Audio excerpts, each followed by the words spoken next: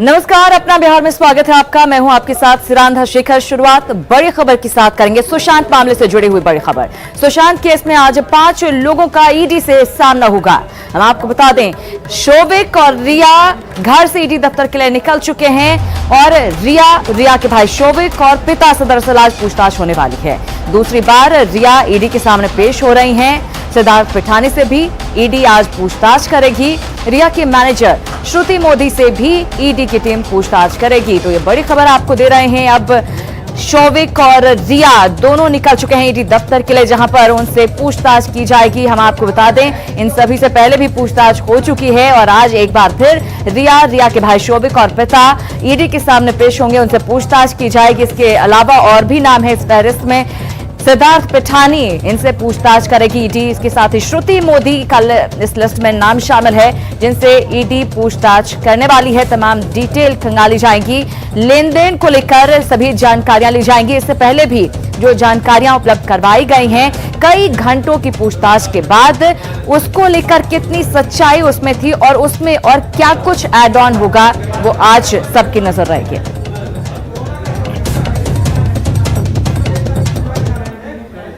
और सुशांत केस में 10 बड़े अपडेट को जान लेते हैं। आज ईडी 5 लोगों से पूछताछ करने वाली है। रिया के भाई और रिया के पिता से आज पूछताछ होने वाली है। तो ये 3 लोग जिनसे पूछताछ होगी। इसके अलावा भी कई और लोग इस लिस्ट में शामिल हैं जिनसे पूछताछ होगी। रिया की मैनेजर श्रुति मोदी से भी ईडी की टीम पूछताछ करेगी। इसके साथ ही सुशांत के करीबी सिद्धार्थ पिठानी भी पेश होंगे ईडी के सामने और सवाल जवाब होगा। रिया दूसरी बार ईडी के सामने पेश हो रही हैं और इससे पहले भी कई घंटे की पूछताछ हो चुकी है। सीबीआई जल्द प्रमुख गवाहों से पूछताछ करेगी। ईडी से पूछताछ के बाद प्रमुख गवाहों में सुशांत की बहन मीतू सिंह का नाम शामिल है, जिनसे पूछताछ होगी। प्रमुख गवाहों में रिया और सिद्धार्थ पिठानी का नाम भी शामिल है। अब सीबीआई से भी सामना होगा इनका। सैमुअल मिरांडा भी प्रमुख गवाहों की लिस्ट में शामिल है। और सुशांत केस में 5 प्रमुख गवाहों कि ये नाम हमने आपको बताए और हमारे जो सहयोगी है अमित राय, वो लगातार इस खबर पर नजर बनाए हुए। क्या कुछ अपडेट लगातार आ रही है, अमित राय से ही जानने की कोशिश करते हैं। अमित, आपसे ही जानना चाहूंगी, इस पूरे मामले को अभी तक हम देखते हैं तो 18 घंटे की लंबी पूछताछ, सबसे ज्यादा लंबी पूछताछ शोविक से हुई थी, रिया के भाई से, रिया से भी कई घंटों तक पूछताछ हुई, उनके पिता से भी हुई। एक बार फिर से ईडी से सामना आज उनका होने जा रहा है।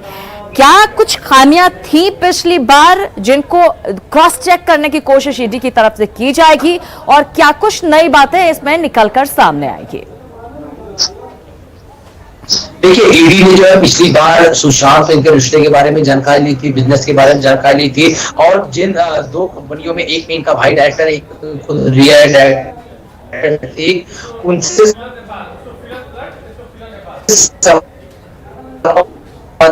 अमित से बातचीत करने की कोशिश करेंगे, लेकिन हम आपको बता दें शोविक चक्रवर्ती से 7 अगस्त को पूछताछ हुई थी।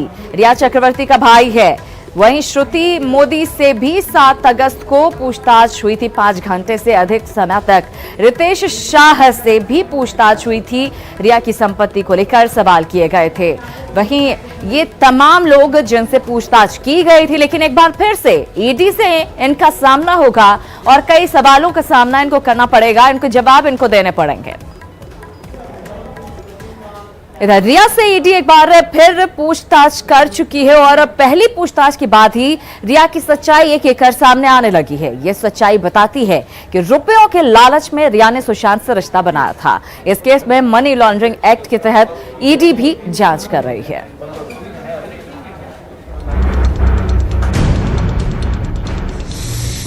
सुशांत आत्महत्या केस में रिया चक्रवर्ती मुख्य आरोपी बन गई हैं। सुशांत के परिवार का आरोप है कि रिया चक्रवर्ती ने सुशांत के साथ रिश्ता सिर्फ रुपयों की लालच में बनाया था और उन्होंने सुशांत के करोड़ों रुपए ठग लिए। इस केस में मनी लॉन्ड्रिंग एक्ट के तहत प्रवर्तन निदेशालय भी जांच कर रहा है। प्रवर्तन निदेशालय ने अब तक रिया और उनके भाई शोविक से पूछताछ की है। इस केस में अब ईडी रिया की अचल संपत्तियों की भी जांच करेगा। अब तक की जांच में जो पता लगा है उसके मुताबिक रिया के पास मुंबई में कई फ्लैट हैं। रिया और उनकी मां के नाम पर खार में 322 स्क्वायर फीट का 1 BHK फ्लैट है। रिया ने 2018 में यह फ्लैट 76 लाख रुपए में खरीदा था। स्टैंप ड्यूटी और दूसरे चार्ज मिलाकर रिया को यह फ्लैट 84 लाख का पड़ा था। फ्लैट का बाजार भाव फिलहाल 1 करोड़ रुपए है। रिया ने फ्लैट की कीमत का 10% शुरू में ही दे दिया था। रिया ने इस फ्लैट के लिए HDFC से 60 लाख का लोन लिया था।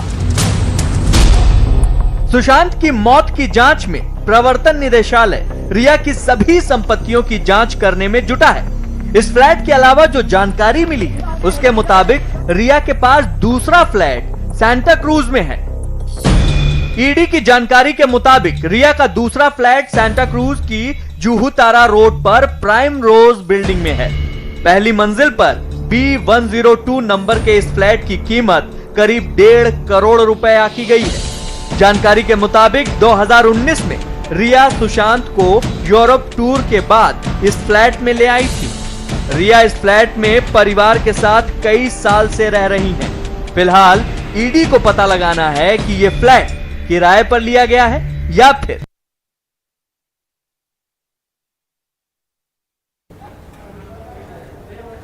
सुशांत के परिवार का आरोप है कि रिया ने सुशांत के क्रेडिट कार्ड और उसके पैसों का इस्तेमाल अपने फायदे के लिए किया है।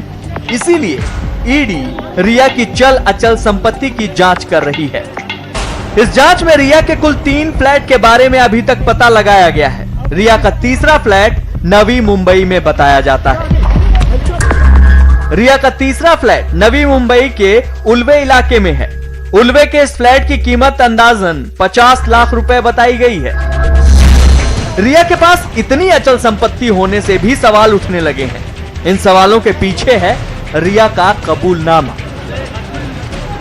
प्रवर्तन निदेशालय ने जब रिया से पूछताछ की तो उनकी निजी चल अचल संपत्तियों के बारे में जानकारी मांगी थी। उस वक्त रिया का जवाब ये था। रिया ने प्रवर्तन निदेशालय को बताया कि उनकी सालाना आमदनी कुल 14 लाख रुपए है, जबकि 2018 और 19 के साल में उन्होंने 65 लाख रुपए का इनकम टैक्स रिटर्न भरा है। इसके अलावा उनके पास 29 लाख रुपए की कीमत का एक फ्लैट है। 6 लाख रुपए की FD करा रखी है। बैंक खाते में कुल रकम 11 लाख रुपए है। घर में रखा कैश 3 लाख रुपए, 50,000 रुपए के गहने उनके पास हैं और दूसरे फ्लैट के लिए डिपॉजिट 1 लाख रुपए जमा किया है। रिया ने अपनी सालाना आमदनी 14 लाख रुपए बताई थी, लेकिन प्रवर्तन निदेशालय की जांच में उनकी अचल संपत्ति 2.5 करोड़ रुपए आंकी जा रही है।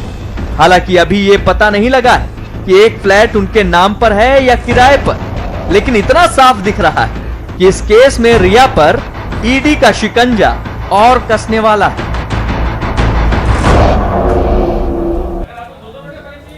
तो 14 लाख की सालाना आमदनी और संपत्ति करोड़ों की, आखिर ये सब कैसे हुआ? ईडी इसका पता लगाने में जुटी है। करीब 2 महीने होने को हैं, 56 दिन गुजर चुके हैं, लेकिन सुशांत केस में अब तक सस्पेंस बरकरार है। बिहार पुलिस की जांच और फिर सीबीआई को जांच का जिम्मा मिलने के बाद उम्मीद की जा रही है कि जल्द ही सुशांत केस से पर्दा उठेगा। लेकिन इन सब के बीच सबसे बड़ा सवाल मुंबई पुलिस पर खड़ा हो रहा है, क्योंकि 56 दिनों में मुंबई पुलिस ने जांच के नाम पर सिर्फ खानापूर्ति की है और आरोप लग रहे हैं कि मुंबई पुलिस आरोपियों को बचा रही है।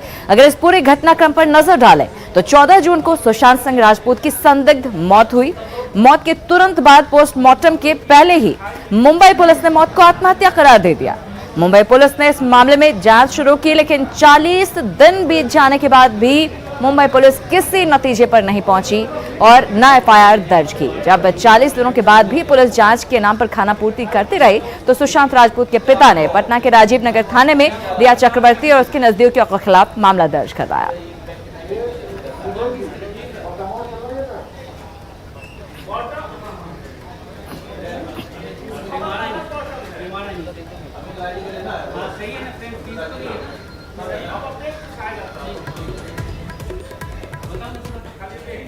और मुंबई पुलिस का जो रवैया रहा है उसके बाद सवाल उठता है कि आखिर किसे बचा रही है मुंबई पुलिस? आखिर इतने दिनों बाद भी किसी नतीजे पर क्यों नहीं पहुंची मुंबई पुलिस? और क्या किसी को बचा रही है? अगर हाँ तो किसे बचा रही है मुंबई पुलिस? ये सबसे बड़ा सवाल। क्या कोई बड़ा नाम है जो इसमें शामिल है, जिसे बचाने की कोशिश मुंबई पुलिस की तरफ से की जा रही है? क्या सुशांत की मौत के पीछे कोई गहरी साजिश है? ये तमाम सवाल उठ रहे हैं मुंबई पुलिस के रवैये को देखकर। जांच के नाम पर खाना पूर्ति करती रही पुलिस और कुछ भी नतीजे पर नहीं पहुंच पाई। इसके अलावा मुंबई पुलिस ने सबूत नष्ट करने का भी मौका दिया। कितने सारे लूप होल्स थे, कितनी कमियां थी पोस्टमार्टम रिपोर्ट में, क्या पुलिस को वो नजर नहीं आई? रिया चक्रवर्ती और मुंबई पुलिस का आखिर क्या है कनेक्शन? क्यों बचाने की कोशिश हो रही है मुंबई पुलिस की तरफ से? ये तमाम सवाल उठ रहे हैं इस पूरे घटनाक्रम के बाद। और मुंबई पुलिस की जो जांच की प्रक्रिया रही, जिस धीमी गति से जांच हुई, किसी निष्कर्ष पर नहीं पहुंची उसके बाद।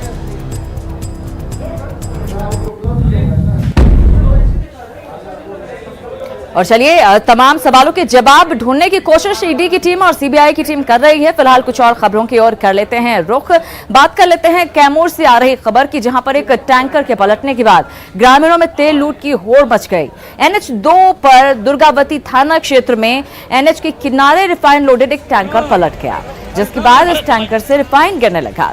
जैसे ही ये बात गांव में फैली, लोगों में तेल लूट की होड़ मच गई। क्या बच्चे, क्या बूढ़े और क्या महिलाएं, जिसके पास बाल्टी, हांडी, गैलन, बोतल जो मिला वही लेकर तेल लूटने पहुंच गया। और फिर तेल लूटने की ऐसी आपाधापी मची कि मौके पर पहुंची पुलिस भी ग्रामीणों को संभालने में नाकाम रही। तस्वीरें आप देख सकते हैं, कैमूर की यह तस्वीर, जब टैंकर पलटा उसके बाद जिसके हाथ जो लगा वो लेकर पहुंच गया तेल लूटने के लिए। तो तस्वीरें आपके सामने है कैमूर की दुर्गावती में NH2 की ये तस्वीर आपके सामने। देखिए, प्लास्टिक के डिब्बे, बाल्टी, बोतल, जिसके हाथ में जो लगा वो लेकर यहां पहुंच गया पलटे हुए टैंकर से गिर रहे तेल को लूटने के लिए। बाल्टी, हांडी, तमाम चीजें। ग्रामीणों के आगे पुलिस यहां पर पहुंची तो जरूर, लेकिन पूरी तरह से बेबस नजर आई। किसी को कुछ कह नहीं पाई, इस लूट को रोक नहीं पाई। हादसा हुआ, हादसे को वहां पर स्थिति को दुरुस्त किया जाता, लेकिन वहां देखिए पुलिस चुपचाप खड़ी नजर आ रही है और वहां पर बच्चे, बूढ़े, जवान सभी तेल लूटते हुए नजर आ रहे हैं।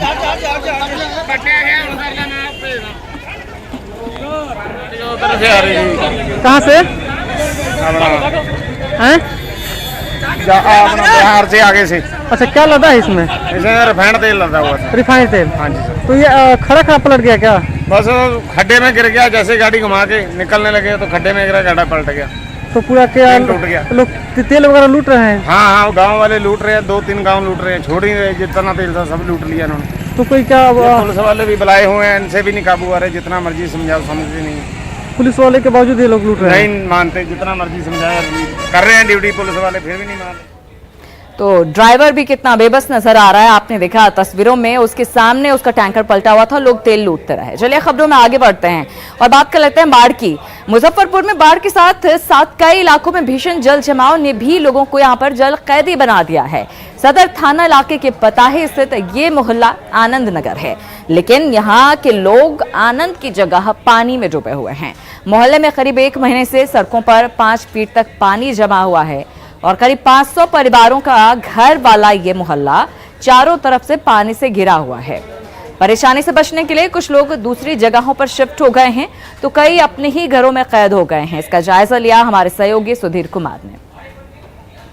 देखने से आपको लग रहा होगा कि यह कोई मुजफ्फरपुर का बाढ़ ग्रसित इलाका है, क्योंकि पानी जिस तरीके से चारों तरफ दिख रहा है तो उससे ही लगता है कि यह बाढ़ ग्रसित इलाका है। लेकिन चौंकिए मत, यह मुजफ्फरपुर के सदर थाना इलाके का एक मोहल्ला है आनंद नगर, और उस आनंद नगर में हम जाने की कोशिश कर रहे हैं। यह बाढ़ का नहीं बल्कि बारिश का पानी है। मोहल्ले की पड़ताल करने हम आए हैं, क्योंकि बहुत सारे लोग यहाँ पीड़ित हैं, प्रताड़ित हैं। मोहल्ला पूरा डूबा हुआ है। हाँ, सभी लोग घर को छोड़ के चले गए। जो लोग हैं उनकी यही हेल का आते हैं पानी और जाते हैं। ये बारिश का पानी बढ़ गया और उसके बाद कुछ बाढ़ का पानी उधर से आपका ये मथुरापुर गांव है उस तरफ, और पता ही हवाई अड्डा और कोल्ड स्टोर के पीछे से ये सारा पानी आकर के ये पूरा जलमग्न कर दिया। निकल क्यों नहीं रहा पानी? पानी का निकासी का कोई सरकार की तरफ से कोई व्यवस्था नहीं है। सोलिंग वगैरह जो हुआ था वो डाउन लाइन था ही था, उसी में सोलिंग करके चला गया अपना। तो यहाँ जो एनएच गुजरती है उसमें पुल वगैरह नहीं है? एनएच पे पुलिया एक था। एनएच का जब चौड़ीकरण हो रहा था उसके पहले एक पुलिया था जो लहलादपुर गांव के सामने है। उसको वहाँ के स्थानीय निवासी लोग जबरन या पैरवी से जैसे भी हो शासन प्रशासन के लोगों से के द्वारा मिल करके और उसको क्लोज करवा दिया गया और चौड़ीकरण में उसको ट्रेसलेस कर दिया गया। लोग बता रहे हैं कि 500 से ज़्यादा परिवार इस मोहल्ले में रहते हैं, लेकिन चारों तरफ पानी ही पानी है और वह है गंदा पानी। बहुत मुश्किल है सर, यानी बच्चे लोग के ताने घर से निकलना बहुत मुश्किल पड़ गया है सर।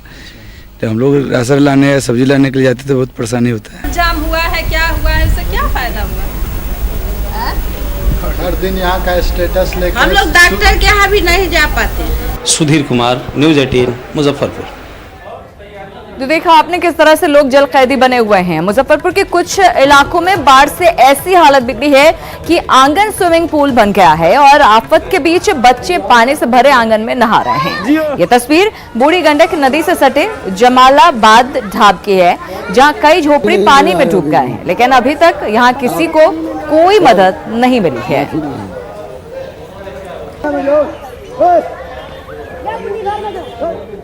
और छपरा में भी बाढ़ का तांडव जारी है। यहां 8 प्रखंडों की 8 लाख से ज्यादा की आबादी बाढ़ से प्रभावित है। अमनौर में महरवा के पास सड़क और नहर टूटने से सड़क पर बहाव तेज हो गया है। लोग रस्सी के जरिए यहां सड़क पार कर रहे हैं। अमनौर प्रखंड के रायपुरा पंचायत अंतर्गत महरवा गांव में रायपुरा रसूलपुर को जोड़ने वाली सड़क पानी के तेज बहाव में बह गई है। साथ ही नहर भी 15 फीट तक टूट चुकी है। पानी इस कदर बढ़ गया है कि 1 से 2 दिनों में पूरा गड़खा प्रखंड बाढ़ की चपेट में आ सकता है। ऐसे में लोग यहां से पलायन करने को मजबूर हैं। पूरा बुरा हाल है। ये देख रहे हैं यहाँ कोई जनप्रतिनिधि नहीं है, ना मुखिया आ रहे हैं, ना कोई विधायक आ रहे हैं यहाँ पे।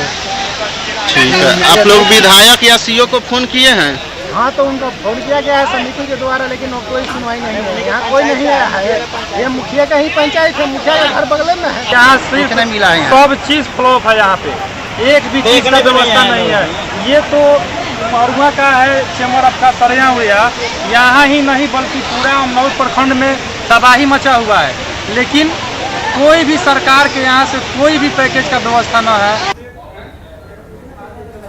तो छपरा में भी बाढ़ से तबाही मची हुई है, लेकिन सरकार की तरफ से, प्रशासन की तरफ से मदद नहीं पहुंच रही है। लोगों का तो यही आरोप है।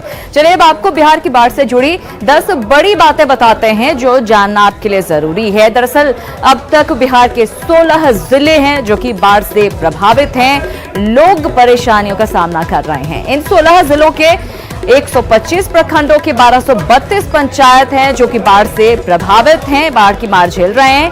74,19,000 से ज्यादा लोगों पर बाढ़ का असर पड़ा है। बाढ़ से अब तक 23 लोगों की जान भी जा चुकी है। 23 लोगों ने अपनी जान गंवाई है। सबसे ज्यादा दरभंगा में 9 लोगों की मौत बाढ़ की वजह से हुई है। प्रभावित इलाकों में एनडीआरएफ, एसडीआरएफ की 33 टीमें तैनात की गई हैं। विकट परिस्थिति से निपटने के लिए 5 लाख से अधिक लोगों का रेस्क्यू अभी तक किया जा चुका है। इनकी तरफ से 1267 सामुदायिक रसोई चलाई जा रही है ताकि लोगों तक खाना पहुंचाया जा सके। 9,46,000 से अधिक लोगों के खाने का इंतजाम भी किया गया है। और मुख्यमंत्री बाढ़ के हालात पर लगातार नजर बनाए हुए हैं और बाढ़ प्रभावित राज्यों के सीएम से बात करेंगे प्रधानमंत्री। बड़ी खबर आपको दे रहे हैं, बाढ़ प्रभावित राज्यों के मुख्यमंत्री से बात करेंगे प्रधानमंत्री नरेंद्र मोदी। कॉन्फ्रेंस कॉल के माध्यम से ये बातचीत होगी। बाढ़ के हालात और राज्य का जायजा लेंगे। राज्यों की जरूरतों की जानकारी प्रधानमंत्री दरअसल लेंगे। आज सुबह 11:30 बजे बात करेंगे। तो ये बड़ी खबर आपको दे रहे हैं, प्रधानमंत्री तमाम बाढ़ प्रभावित राज्यों के मुख्यमंत्री से बात करके हालात की जानकारी लेंगे।